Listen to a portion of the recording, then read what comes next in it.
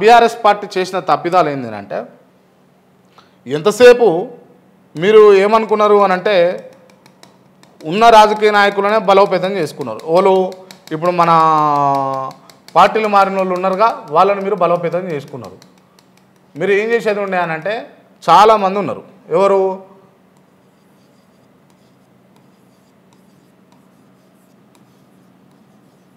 తెలంగాణ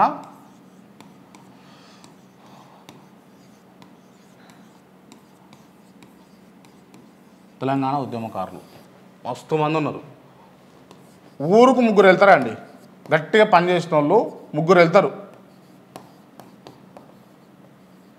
ఊరుకు ముగ్గురు వెళ్తారు, లేదు అని అంటే 10 మంది కూడా వెళ్తారు. పార్టీకి తెలంగాణ ఉద్యమానికి పనిచేసిన వాళ్ళే బీఆర్ఎస్ పార్టీకి చెప్తా ఉన్నా. ఇట్లా వేసుకున్నా కూడా మీకు రాష్ట్ర వ్యాప్తంగా లేదన్నా కూడా ఖచ్చితంగా 1,00,000 మంది దాటుతారు. 1,00,000 మంది దాటుతారు. అందులో ఉన్నటువంటి వాళ్ళను, మెరుగైన వాళ్ళను, తెలంగాణ పట్ల అవగాహన ఉన్న వాళ్ళను, తెలంగాణ అంశాల పట్ల అవగాహన ఉన్న వాళ్ళని చేరదీసి వాళ్ళని నాయకులుగా తయారు చేసేది ఉండే. ఎస్, జస్ట్ లైక్ ఓ గాదరి కిషోర్, ఓ దూదిమెట్ల బాలరాజ్, బాల్క సుమన్, ఇట్లాంటి వాళ్ళని చేశారు కదా. విద్యార్థి నాయకులుగా తీర్చిదిద్దారు కదా ఇలా.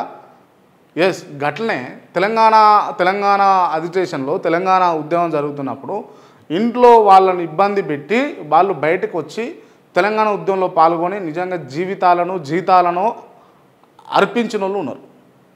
వాళ్ళను మీరు చేస్తే ఇలా పార్టీ బలోపేతం అవుతుండే. తెలంగాణను వ్యతిరేకించినటువంటి వాళ్ళను, వ్యక్తులను మీరు తీసుకొచ్చి పార్టీలో జాయిన్ చేసుకున్నారు. తెలంగాణలోనూ జై తెలంగాణ అంటున్నారు అని చెప్పేసి తెలంగాణలో ప్రజలకు బూచిగా చూపించి ఇలా మీరు తెలంగాణ ప్రజలను ఎవరైతే వద్దన్నారో వాళ్ళకే మీరు పదవులు అప్పచెప్పారు.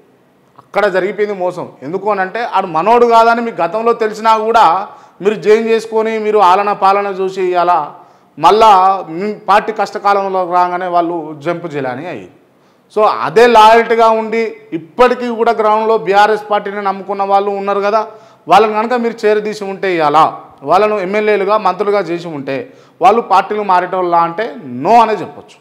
సో అక్కడ జరిగింది తప్పు. దయచేసి ఇకనైనా ఆ తప్పును మీరు సరి చేసుకుంటారని చెప్పేసి నేను భావిస్తూ ఉన్నా. దానివల్ల పార్టీకి కూడా నష్టమే. అన్ని పార్టీలకు ఇటువంటి తంతు అన్ని పార్టీలలో ఉంది. నాట్ ఓన్లీ బీఆర్ఎస్, కాంగ్రెస్లో ఉంది, బీజేపీలో ఉంది. ఇవాళ బీజేపీ అని అంటే సిద్ధాంతం గల పార్టీ. సిద్ధాంతం. Who is Malka Kumarayya? I don't know who is Malka Kumarayya. ఎందుకు ఇచ్చిరా నీకు ఎమ్మెల్సీగా నిలబడమని ఎందుకు ఇచ్చిర్రు అని ఢిల్లీ పబ్లిక్ స్కూళ్ళు ఉన్నాయి, బాగా డబ్బులు ఉన్నాయి, గీత వరకు తెలుసు అందరికీ, ప్రజలకి. ఎందుకు ఇచ్చారు? పార్టీకి ఏం పని చేసిండు? ఓహో, మొన్న మల్కాజ్ గారి ఎంపీ అడిగిండు, ఆడ మిస్ అయిపోయింది, అందుకోసం ఇచ్చిరా? ఇట్లాంటి చాలా మైనస్లు అవుతాయండి. కార్యకర్తలు లేరా? బీజేపీలో కార్యకర్తలు లేరా? కర్ర పట్టుకొని తిరిగిన వాళ్ళు లేరా? బీజేపీలో ఉన్నారు. అయినా అట్లుంటుంది. మీరు కాంగ్రెస్ వాళ్ళు ఆల్ఫోర్స్ నరేందర్ రెడ్డి అని ఇంకొక ఆయనకి ఇచ్చారు కదా. ఎందుకు ఇచ్చారు? వాళ్ళు కూడా డబ్బులు ఉన్నాయనే ఇచ్చారు. ఈ బీఆర్ఎస్ ఏదో మరి మంచిగా చేస్తుందో లేకపోతే స్ట్రాటజీ పరంగా పోతుందో ఎట్లా పోతుందో కానీ నిలబడలే. కంటైతమని నిలబడలేదు, ఎట్లనో నిలబడలేదు. కానీ వాళ్ళు ఎవరికి ఇవ్వలే. ఇక ఎవరికి వచ్చిన నాయకులు వాళ్ళు ఇష్టం వచ్చిన వాళ్ళకు ఇండిపెండెంట్గా ఉన్న వాళ్ళు సపోర్ట్ చేసుకున్నారు. అది వేరే విషయం. సో అట్లా ఉన్నది. దయచేసి గ్రౌండ్లో ఉన్నటువంటి కార్యకర్తను అన్ని పార్టీలు అక్కడనే చేర్చుకుంటే బాగుంటుంది.